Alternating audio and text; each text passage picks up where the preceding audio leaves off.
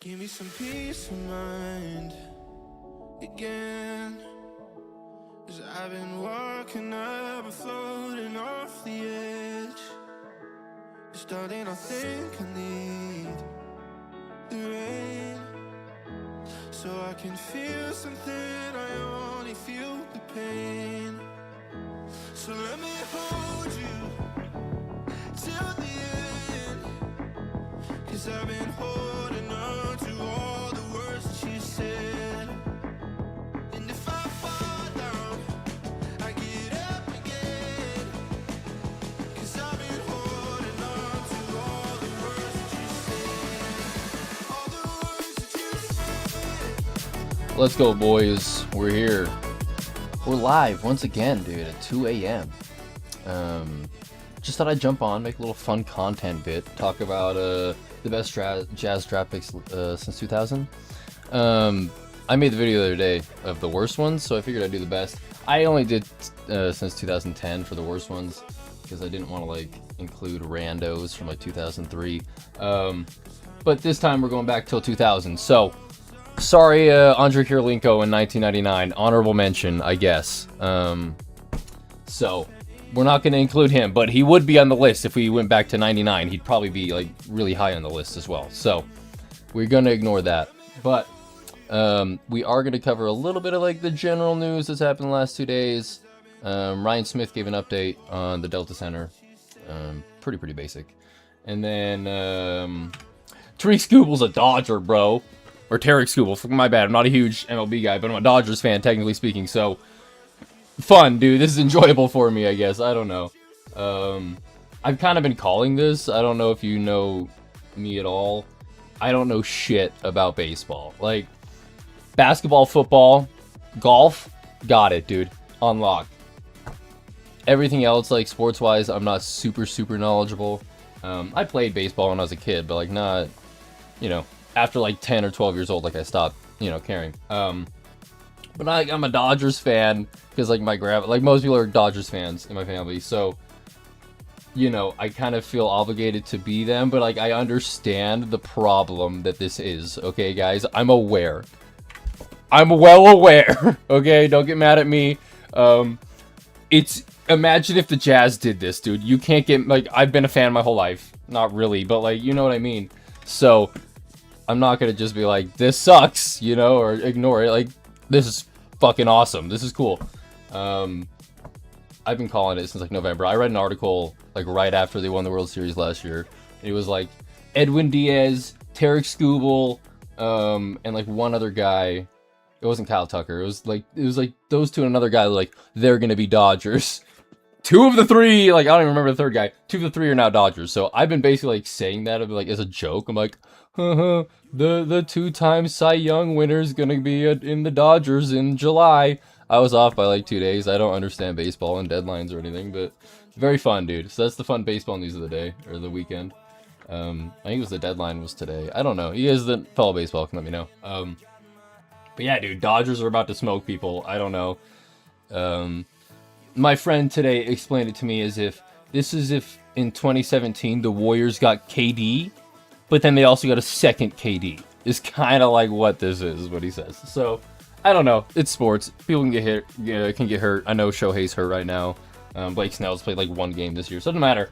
But it's funny, very funny.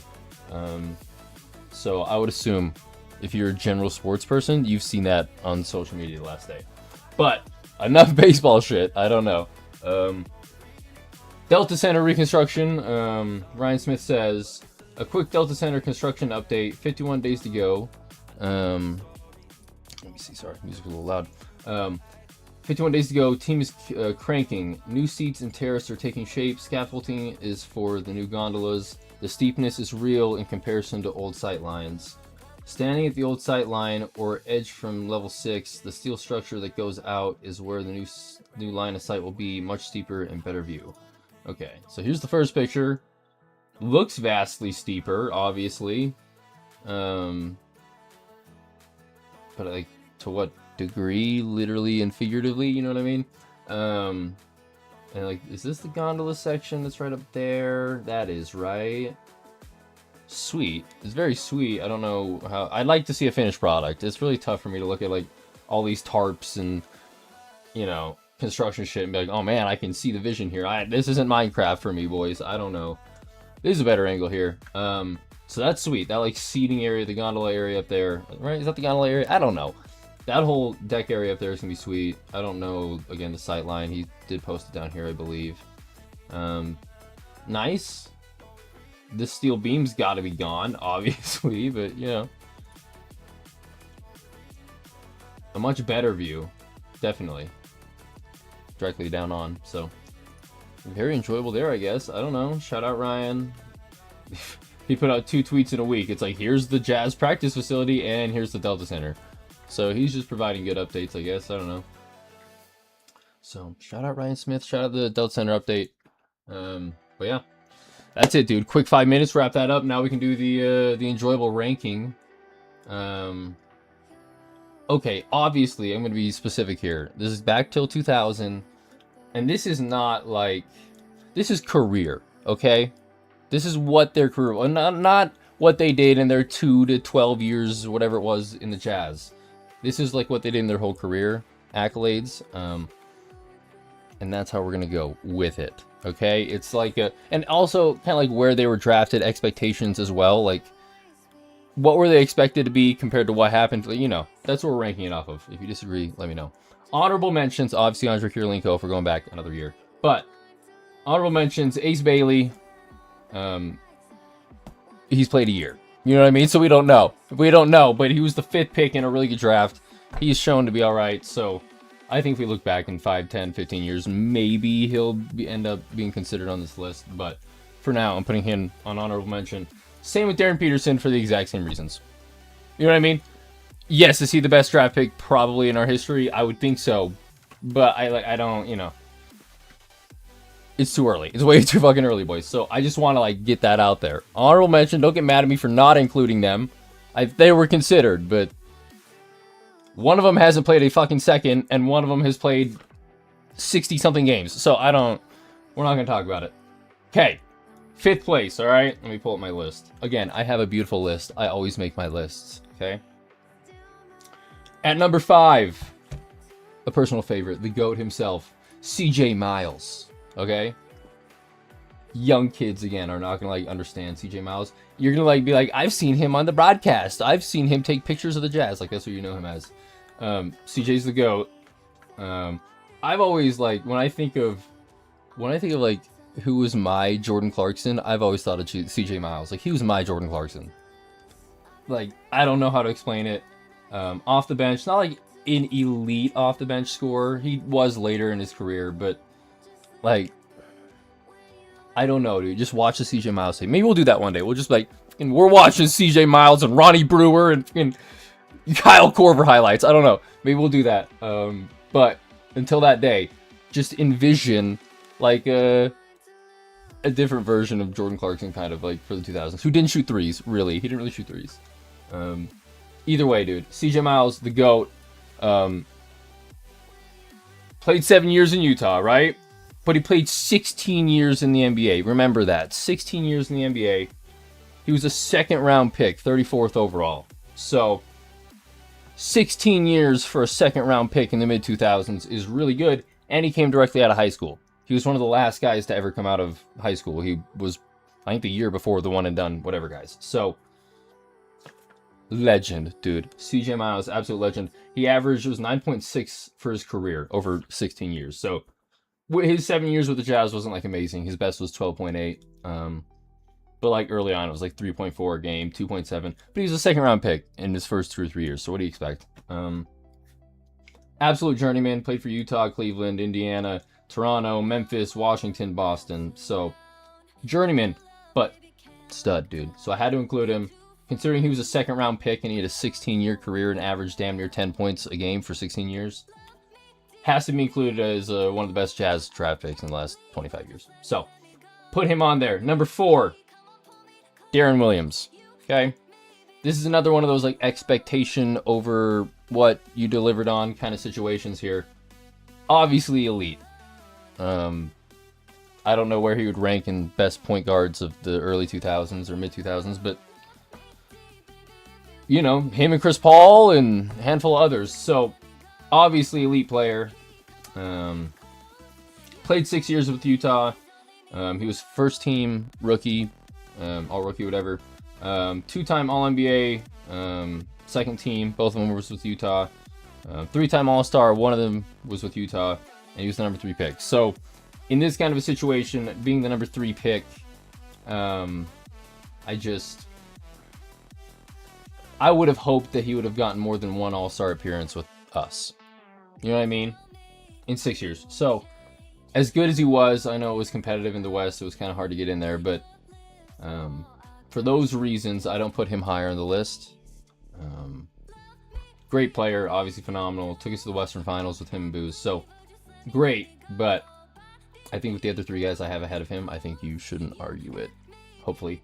But, again, 3-time All-Star, 2-time All-NBA second team, rookie first team, Skills Challenge champion in 08. Cool. And he's a 2-time Olympic gold medalist. So that's another thing you got to consider here. I know we're all just, again, it's career accolades here. It's not just what he did with the Jazz. So maybe I should put him higher considering he's a 2-time Olympic gold medalist. But I'm keeping him at 4. All right. Number 3. Paul Millsap, dude. Paul Millsap. I hope you guys know who Paul Millsap is. I hope. Okay. Played 7 years with the Jazz. Was all-rookie second team, not first team like D Will. Okay, I get it. He was a second-round pick, 47th overall. Okay? Basically undrafted, okay? He was closer to being undrafted than he was being the first pick in the second round. So, keep that in mind when I tell you that he's a 4-time All-Star. None of them was with Utah, but it doesn't matter. 4-time All-Star with Atlanta. 1-time All-NBA defensive second team. And he's just a beast, dude. I don't know what to tell you. Drafting a 4-time All-Star in the late second round in any draft is pretty unbelievable. So that's why he goes up there. And also, this isn't a list about how great of people they are, but he's a great fucking dude. Great dude. So I hope he doesn't do anything crazy in the next 10 years to make me look bad. But from what I know and what I've met, really good dude. So shout out Paul Millsap. He's going 3. You can argue that with me if you want. I think him and Darren Williams is really the only 2 argument. 3-4.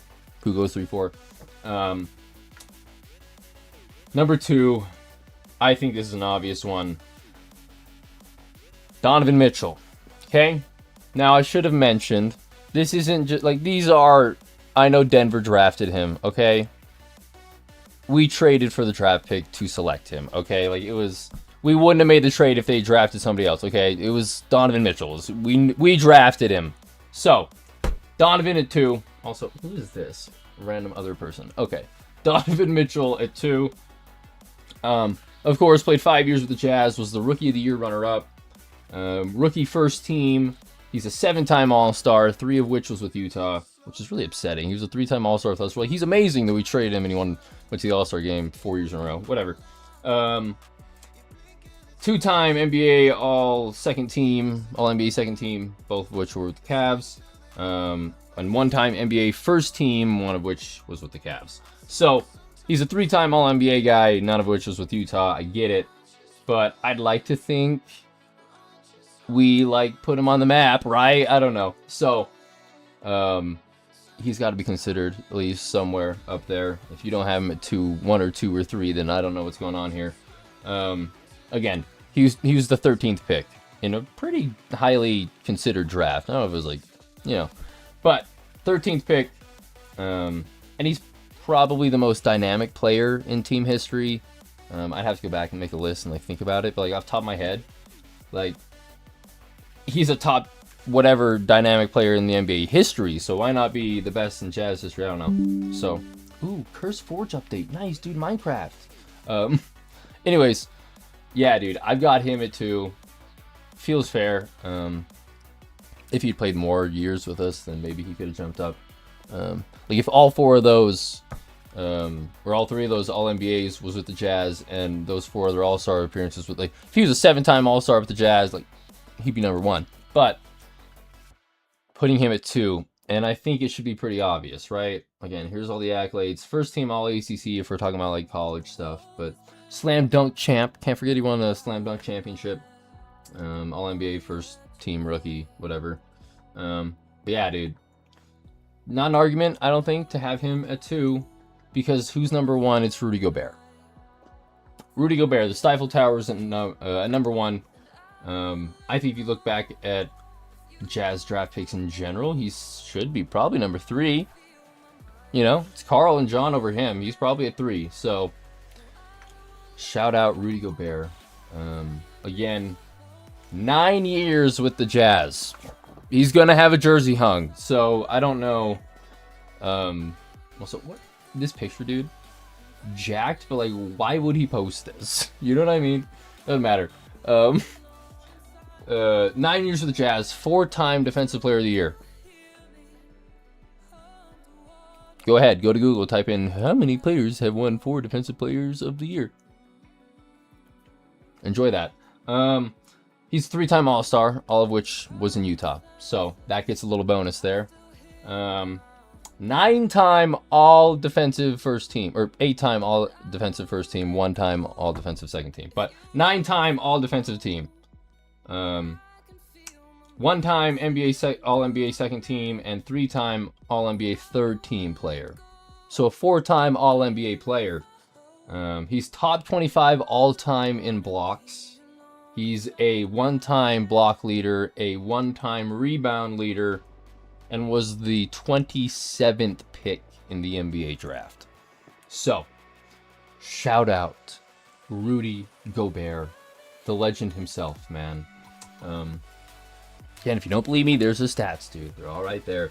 4-time All-NBA, 3-time NBA All-Star, 4-time Defensive Player of the Year. Legendary work by a legendary man, dude. So, that's it, dude. That's it.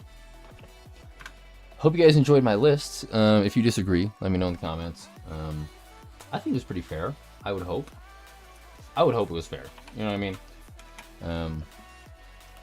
Again, arguments of 4 and 3, maybe, but I think 1 and 2 should be pretty fucking obvious. So, whatever. Nightly shout outs, boys. Shout out to the Jazz men. They're the GOATs. Spencer, you're the GOAT. Jake Javin, also the GOATs. Give them a follow. They're on everything. At Jazzman Podcast. Good episode yesterday. Good shit, boys. Yeah, almost at 200 subs. Road to 200 for the boys. Get them there. And then, of course, T-Talk. Shout out Ty. Shout out Talon. They did a live stream tonight. I missed it, dude.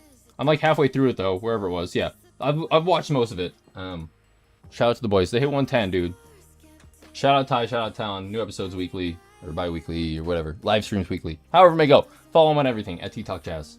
So, that's it, dude. And then, of course, my socials are down below. Links are all down below. Sub to the channel. It's appreciated. We're at 125 now. We gained 4 subs over the last couple days. I don't know what happened, but shout out to everybody. My Twitter, my X, or whatever you call it, is down below as well. That's pretty much just Jazz stuff, so do expect that to be there. My TikTok is down there. That's also just Jazz stuff, but it's also never really posted on. I don't use it, so it's an option for you. It's down there. And then my Instagram's also down there. I'm on there a lot, but it's not Jazz stuff, so whatever. All the socials are down below for you if you want it. But yeah, I do appreciate you guys. Question of the night will be, I don't know. Who do you think is the best Jazz draft pick of all time? Not just since 2000, of all time. Who's the best Jazz draft pick? And the comment word of the night is gonna be,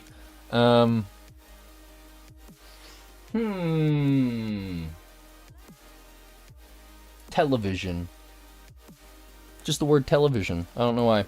Comment the word television, and you'll get infinite Laffy Taffy. Like, what's his name? Mike TV from Charlie the Chocolate Factory, and he gets like stretched out like taffy. Isn't that his name? Mike Television or Mike TV or some shit. Let me Google this. I don't look dumb here. Mike TV. Isn't that his name? Yeah, Mike TV, bro. But you won't get squoze, but you'll get a lot of taffy in honor of Mike TV. So that's the comment, question, and word of the night. I appreciate you guys. I will be doing a little Minecraft stream right after this. I don't know how long I'll go, honestly. It's game night, so we go. But if you're not interested in that, I do apologize. We'll be back for more jazz stuff tomorrow. It might be Mammoth Monday. I don't know what I'll do. I mean, I'm wearing my Mammoth hoodie now, so I don't know what I'll wear tomorrow, if that's the case. So, who knows? Probably jazz stuff tomorrow. Maybe Mammoth. I don't know. But yeah, in case I don't see you, good afternoon, good evening, and good night. Mwah! I love you, I love you, I love you. So let me hold you to the end. That you said, woo. And if I fall down,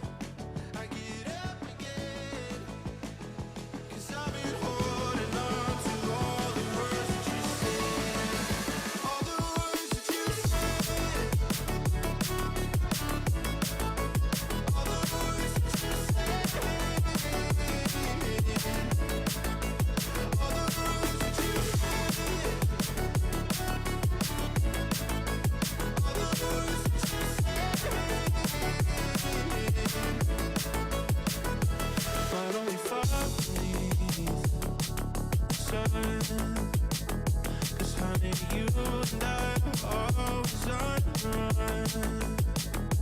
Gonna be loving you.